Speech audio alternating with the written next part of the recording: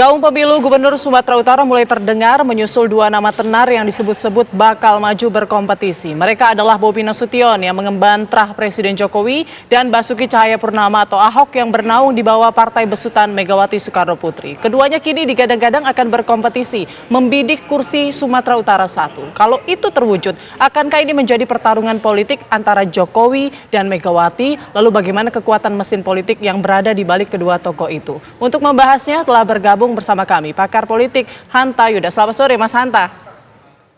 Selamat sore Putri. Baik Mas Hanta, Ahok ini salah satu kandidat cagup sumut dari PDIP. Nanti ada potensi lawan politiknya adalah Bobi Nasution. Nah, akan seperti apa pertarungan keduanya nanti?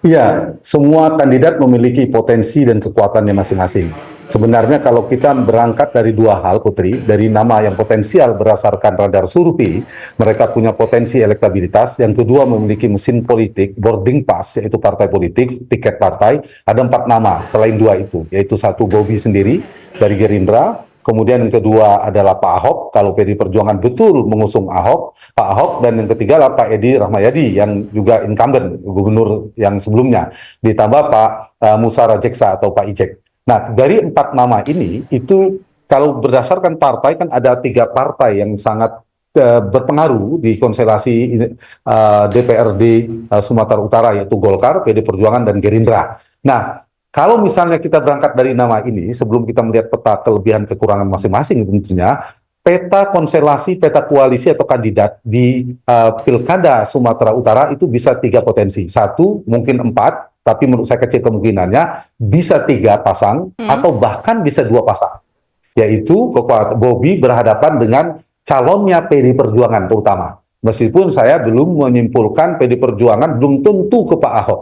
Nah, tapi karena kita sedang membahas Pak Bobi dan Pak Ahok, Mas Bobi dan Ahok, Pak Ahok memiliki 3 kekuatan. Saya ingin menjawab pertanyaan Putri tadi. 1, Pak Ahok adalah figur yang populer di PD Perjuangan. Karena itu sangat mungkin kekuatannya adalah mesin politik PDI Perjuangan itu sendiri akan sangat solid, akan bergerak sangat sangat kuat dalam memenangkan Pak Ahok. Itu 1 kelebihannya. Yang kedua, itu bisa mengkonsolidasi pemilih berbasis non-Muslim. Nah, Pak Ahok merepresentasikan itu. Itu akan menjadi basisnya Pak Ahok. Kita tahu kekuatan di Sumatera Utara 35-40% adalah non-Muslim. Yang ketiga, kita tahu juga karakter personal Pak Ahok itu cocok juga dengan Sumatera Utara yang menginginkan pemilih yang keras, tanda petik ya, tegas, gitu. Seperti Pak Edi Rahmayadi hari ini. Nah, sementara Pak Bobi, Mas Bobi juga memiliki kekuatan, memiliki kelebihan yang relatif kuat juga. 1, kekuatan figur muda, populer juga, dan tentu ini bisa figur baru yang bisa menggait segmentasi pemilih muda, terutama Gen Z, milenial, dan sebagainya. Dan basis pemilih ini juga besar. Yang kedua, Putri, kita tahu Pak Bobi juga, Mas Bobi juga berasal dari Gerindra, partai penguasa, yang kalau diperluas ada koalisi Indonesia Maju, partai-partai yang baru saja memenangkan Pilpres. Dan itu mesin potensial juga untuk dikonsolidasikan karena barusan memenangkan Pilpres. Dan pemilu Sumatera Utara, Pilkada Sumatera Utara itu tidak terlepas dari konstelasi nasional juga. Dan satu lagi adalah representasi dari Joko Widodo. Mas Bobi ini menantu Pak Jokowi, maka pengaruh Pak Jokowi, pengikut Pak Jokowi Sumatera Utara, dan kita tahu Pak juga kuat di sana pengaruhnya, juga Pak Prabowo juga di sana, itu bisa menjadi kekuatan para kingmaker di belakang Bobi Nasution. Nah, dari 2 figur ini, maka mungkin saja akan cukup kompetitif. Cukup sengit ya, Mas Hanta? Ini memang, ya sangat mungkin. Baik. Putri.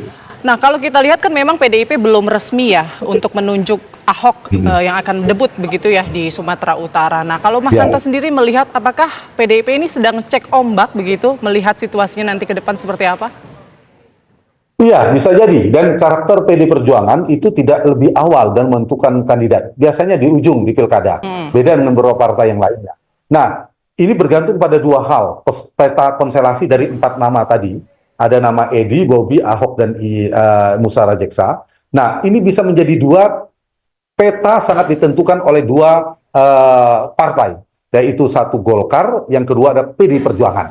Dan jangan lupa, karena Sumatera Utara ini nilai strategisnya tinggi, seperti di Pilkada Jawa, Putri, karena faktor DPT, faktor elektoral, itu juga menjadi strategis, Yang kedua ada faktor politik, gengsi politik, pertarungan yang ada kaitan dengan pilpres ini, pasti ada tensi pilpresnya, kemudian juga soal gengsi politik, maka DPP partai, elit di nasional itu ikut menentukan peta konstelasi di Sumatera Utara.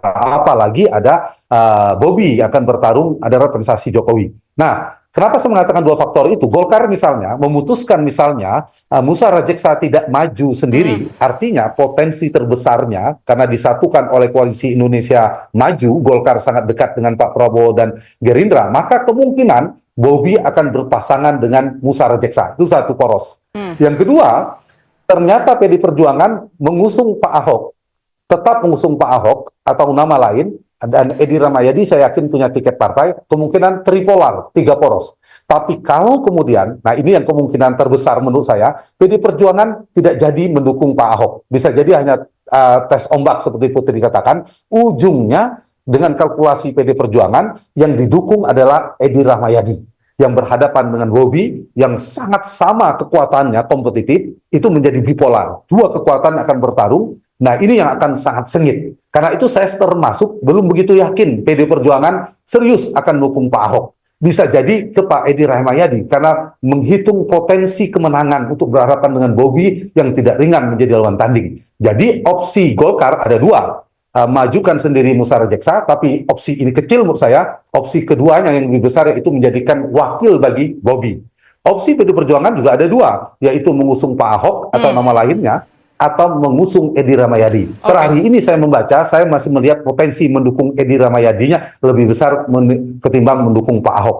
Karena kalkulasi rasional dari data-data per hari ini. Dan saya kira PD Perjuangan akan melihat potensi kemenangan, ingin membalas kekalahan di Pilpres, gengsi politik, dan lain sebagainya. Oke, baik. Kita masih nantikan ya bagaimana keputusan resmi nanti PDIP. Apakah akan menurunkan Ahok pada Pilgub Sumatera Utara mendatang? Kita akan nantikan. Terima kasih banyak penjelasannya Mas Hanta Yuda selaku pakar politik. Terima kasih, sehat selalu Mas Hanta.